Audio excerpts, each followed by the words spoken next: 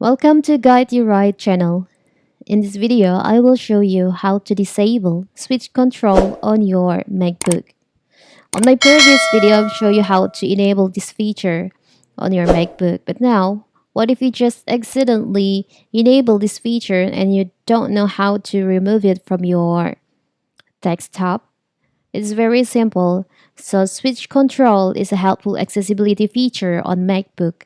It lets you connect an adaptive device and then interact by entering text, select item, and controlling your Mac.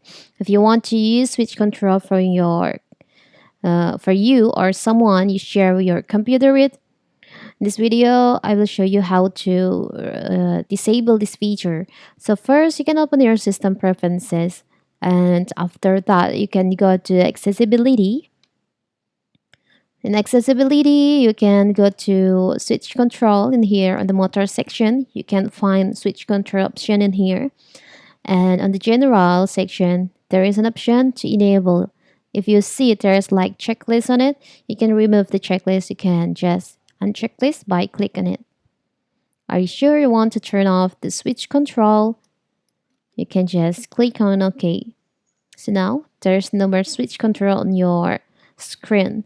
You have disabled this feature, you have turned off the feature. And if you want to enable this feature, you want to use it, you can just follow this step by step. You can go to accessibility on your system preferences.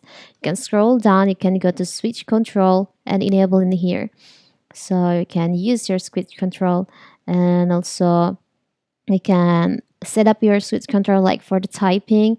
You can show the current text keyboard panel, and for the switches you can input in here, and for the navigation. It's very simple, right?